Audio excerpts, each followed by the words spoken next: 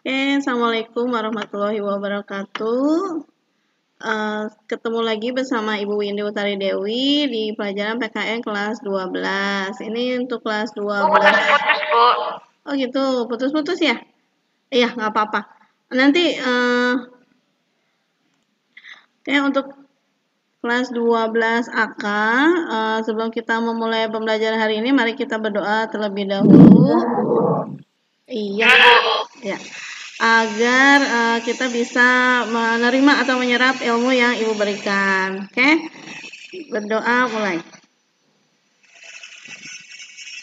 Oke, selesai. Oke, yang masih mau bergabung silakan. Oke, untuk kelas 12 AK, Ibu akan menjelaskan tentang yang terlebih dahulu Ibu akan menjelaskan untuk PTS minggu depan ya. PTS minggu depan itu Ibu akan memberi ulangannya itu ada 2 bab, maaf. 2 bab yaitu hak asasi manusia, hak dan pengingkaran kewajiban, ya, bab 1. Kemudian yang sama bab 2-nya. Yang bab 2-nya adalah penegakan hukum dan keadilan.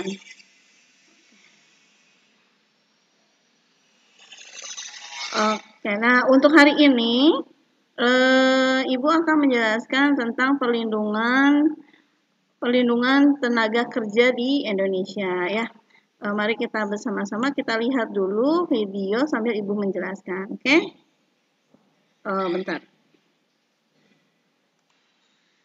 Oke, kelas 12 AK, ini kita masih membahas tentang perlindungan dan penegakan hukum di Indonesia. Tapi untuk pertemuan hari ini, Ibu akan menjelaskan tentang perlindungan dan penegakan hukum untuk tenaga kerja ya. Mari kita lihat di video ini.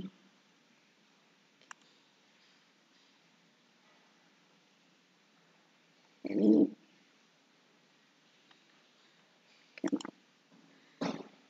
ya, ini bab 2 yaitu sistem perlindungan tenaga kerja di Indonesia. Masih bab 2 ya, keselamatan kerja dan kesehatan kerja. Ini adalah keselamatan kerja. Apa itu keselamatan kerja? Keselamatan kerja adalah bentuk usaha memberi jaminan kondisi kerja yang aman dan sehat serta usaha pencegahan kecelakaan, cacat dan kematian akibat kecelakaan kerja bagi setiap karyawan, serta bertujuan untuk melindungi sumber daya manusia. Nah, ini keselamatan kerja. Jadi untuk melindungi jaminan kondisi kerja ya bagi para pekerja ya di perusahaan. Oke, lanjut. Nah, ini ya contohnya.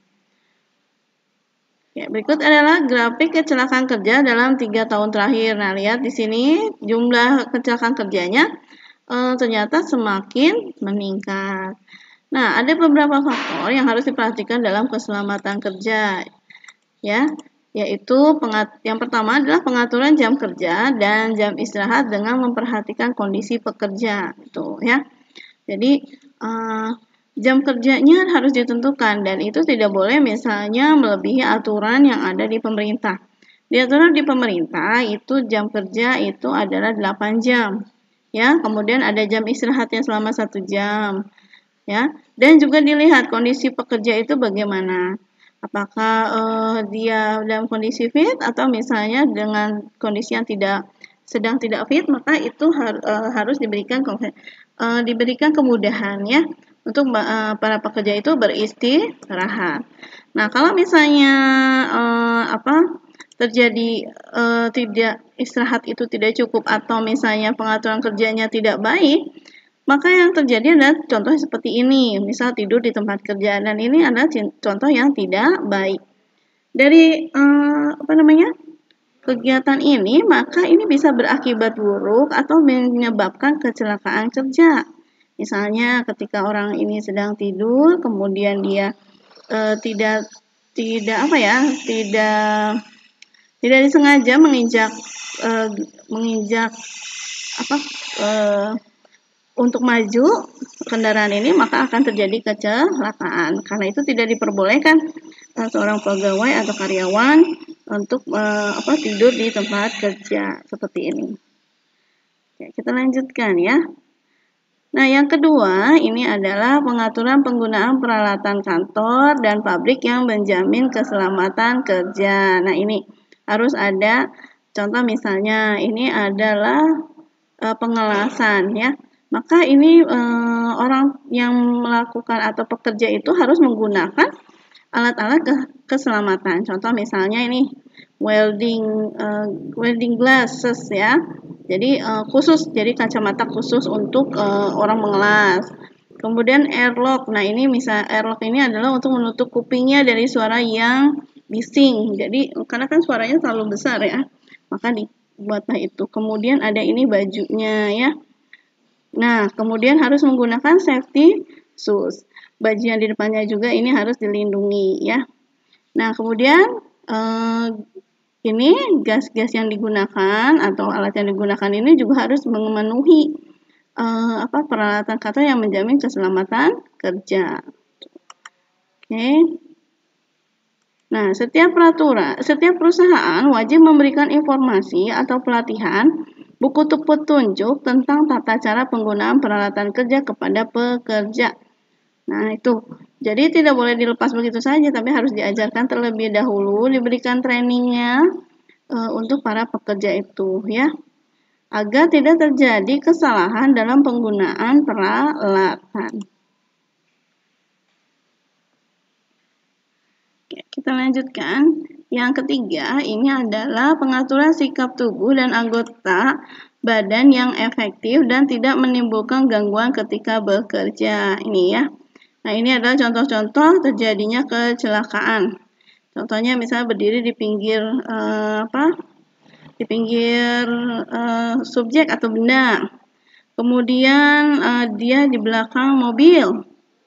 Kemudian mengangkat barang yang tidak sesuai dengan aturan. Kemudian ini juga yang karena si orang ini tidak menggunakan helm, ada misalnya barang-barang yang jatuh, maka bisa kena kepala ya. Nah, ini tersandung, ini jatuh dari tangga. Kemudian terpleset. Nah, ini karena apa? Karena tidak adanya kebersihan di situ ya. Nah, ini kemudian ke listrik atau kesetrum ya. Nah, ini adalah misalnya zat kimia, itu diperlakukannya harus bagaimana ya. Nah, ini adalah pengaturan sikap tubuh dan anggota badan. Ya. Oke, selalu menempatkan diri pada kondisi bekerja yang nyaman, memperhatikan sekitar dan membaca tata cara penggunaan alat kerja. Oke, tuh. Oke, selanjutnya yang keempat adalah penyediaan sarana untuk melindungi dan keselamatan kerja dan P3K. Ya, nah ini contohnya ya, menggunakan helm, menggunakan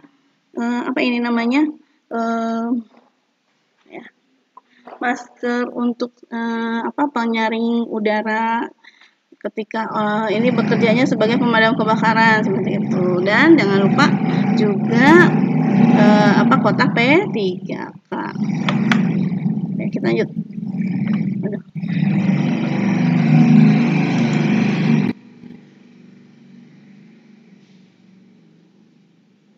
Nah, ini yang kelima. Yang kelima adalah kedisiplinan pekerja untuk mentaati dan menggunakan peralatan kerja dan perlindungan keselamatan kerja yang telah disediakan dan diatur dengan SOP atau Standard Operating Procedure di tempat kerja. Nah, ini adalah contoh-contoh dari pamflet tentang SOP suatu pekerjaan. Contohnya, SOP cara menjadi anggota perpustakaan. Jadi peraturannya bagaimana itu ya. Oke, kita lanjut. Nah, yang kedua adalah kesehatan kerja. Kesehatan kerja adalah kondisi optimal atau maksimal dengan menunjukkan keadaan yang sehat untuk mendukung terlaksananya kegiatan kerja. Faktor yang mendukung kesehatan kerja yaitu 1. Pola makan yang sehat dan bergizi. 2. Pengaturan jam kerja yang tidak mengganggu kesehatan pekerja. 3. Pola pengaturan istirahat yang cukup pada pekerja. 4. Pola pengaturan lingkungan kerja yang harmonis dan tidak mengganggu kejiwaan pekerja. 5. Pola pengaturan tata ruang kerja. Jadi tata ruangnya diatur bagaimana tempat duduknya yang baik ya. Apakah harus ventilasinya harus bagaimana seperti itu. Kemudian ada pola pengaturan tata warna dinding dan perabotan yang tidak mengganggu kesehatan. Jadi harus jangan warnanya gelap, nanti kalau warnanya hitam misalnya ya, itu tidak baik. Kemudian pola pelindungan atas penggunaan peralatan yang menimbulkan gangguan kesehatan. Kemudian pola pengaturan penerangan ruangan yang memadai. Nah ini ya, ini adalah kesehatan kerja. Jadi faktor-faktor ini harus diperhatikan oleh perusahaan. Selain kesehatan kerja, yaitu ketiga adalah landasan hukum perlindungan tenaga kerja. Instrumen nasionalnya, nah ini ya. Maaf. Malah kelewat. Nah, ya.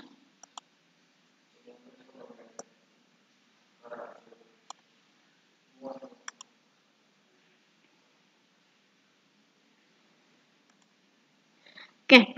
Nah, ini adalah landasan hukum perlindungan tenaga kerja, yaitu instrumen hukum nasional, yaitu Undang-Undang Nomor 13 Tahun 2003 tentang Ketenagakerjaan ya. Nah, ini ada instrumen nasional. Kemudian Undang-Undang Nomor 19 Tahun 1999 tentang pengesahan Konvensi ILO. Apa itu ILO? ILO itu adalah organisasi PBB yang berhubungan yang mengatur tentang buruh atau pekerja di Indonesia. Singkatan ILO adalah International Labour Organization ya.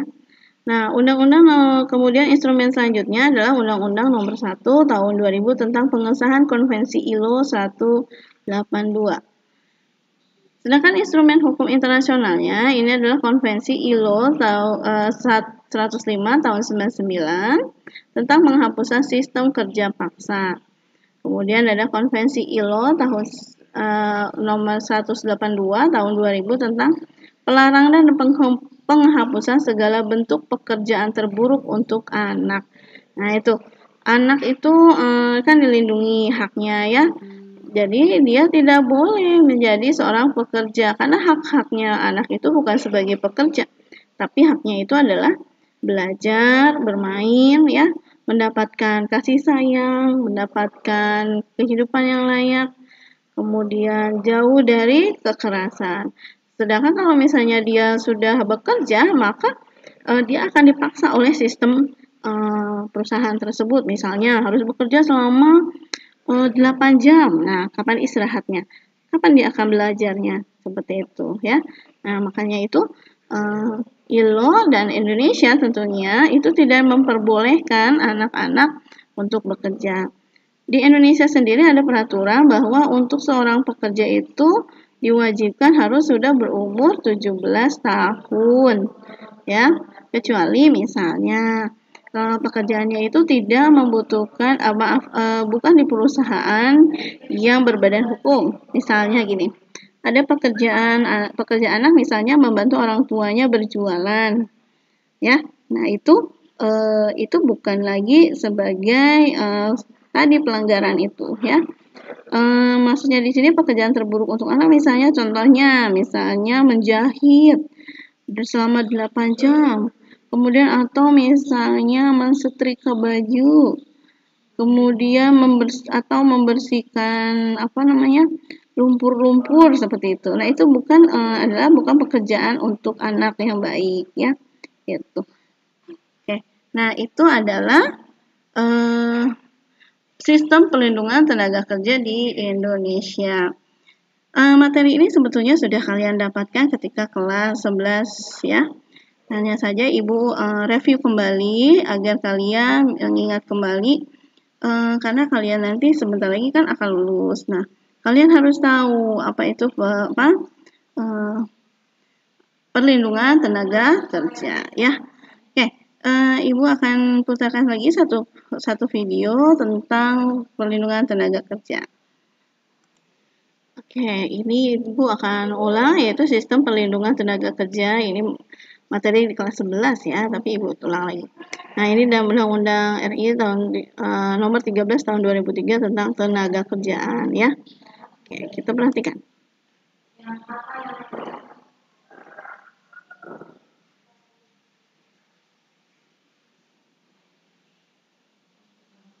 Sistem perlindungan tenaga kerja yang ada di Indonesia ya. Oke.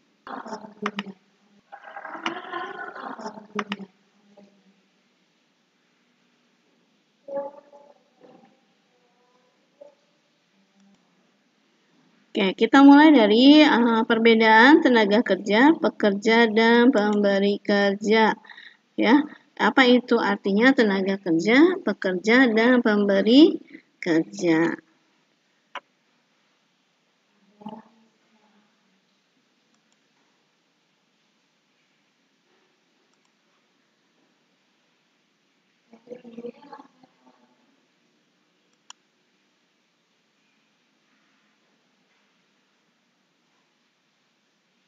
Nah, tenaga kerja adalah setiap orang yang mampu melakukan pekerjaan guna menghasilkan barang atau jasa, baik untuk memenuhi kebutuhan sendiri maupun masyarakat. Nah, itu disebut tenaga kerja. Oke, lanjut. Nah, sedangkan pekerja atau buruh adalah setiap orang yang bekerja dengan menerima upah atau imbalan dalam bentuk lain. Ya, nah, pemberi kerja adalah orang perseorangan, pengusaha, badan hukum, dan badan-badan lainnya yang mempekerjakan tenaga kerja dengan membayar upah atau imbalan dalam bentuk lain. Nah, bentuk lain mungkin dalam bentuk uang ya. Nah, itu adalah tenaga kerja itu yang Ibu jelaskan untuk ininya ya. Oke. Kita lanjutkan yaitu Ibu cek lagi yang lainnya ya. Sebentar.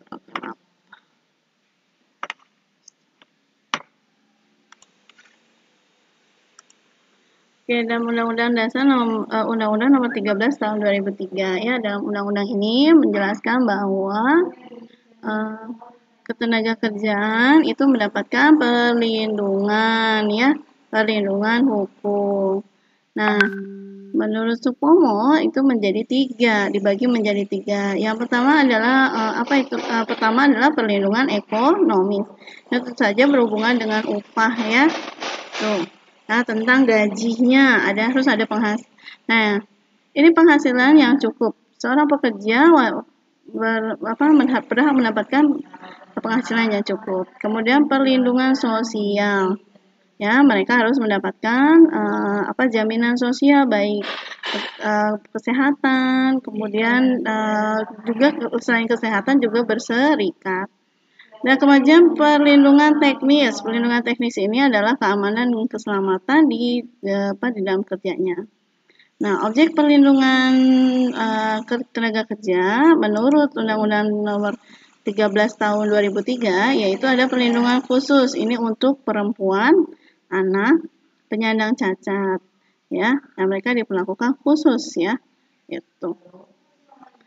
Kemudian keselamatan dan kesehatan kerja. Nah, ini misalnya terjadi kecelakaan ya, bisa tertimpa atau terpeleset. Nah, ini kecelakaan kerja itu ada kecelakaan dan penyakit akibat kerja. Contoh misalnya gini. Misalnya ada seorang pekerja terluka tangannya ketika sedang bekerja ya. Nah, itu dikatakan kecelakaan kerja. Kemudian pengendalian bahaya di tempat kerja. Ya, jadi kayak yang PPT sebelumnya ya Ibu jelaskan itu harus ada namanya perlindungan misalnya helm dan lain-lain itu. Kemudian jika ada barang-barang yang misalnya rawan untuk jatuh maka harus diikat. Ya, kemudian promosi kesehatan, pengobatan dan rehabilitasi itu juga wajib didapatkan ya. Oke. Nah, dengan demikian, tujuan peraturan keselamatan dan kesehatan kerja ini diperuntukkan untuk siapa? Nah, ini untuk melindungi pekerja dari resiko kecelakaan, meningkatkan derajat keselamatan para pekerja, terjaminnya keselamatannya, dan menjaga sumber produksi dipelihara dan dipergunakan secara aman. Itulah tujuannya dari keselamatan kerja. Oke. Nah, kewajiban dari hak pekerja yaitu keselamatan dan kesehatan. Ya, kewajibannya itu memberikan keterangan yang benar. Nah, ini contoh misalnya namanya siapa, tempat tinggal di mana, kemudian apakah beliau memiliki penyakit yang berat, itu harus diberitahukan ya. Kemudian meminta dilaksanakan semua syarat. Syarat misalnya dia harus bekerja harus seperti ini, nah maka harus dikerjakan ya. Oke, selanjutnya adalah program-program jaminan sosial tenaga kerja. Nah, program jaminan kesehatan kerja ini diselenggarakan oleh Badan Penyelenggara Negara sebagai BUMN dan membayar jaminan sosial tenaga kerja atau disebut jam sostek dan dibayarkan tidak lebih dari 1 bulan. Nah, ini contoh misalnya. Oke, kita lanjut. Oke. Terima kasih. Oke. Ini adalah materi dari perlindungan tenaga kerja.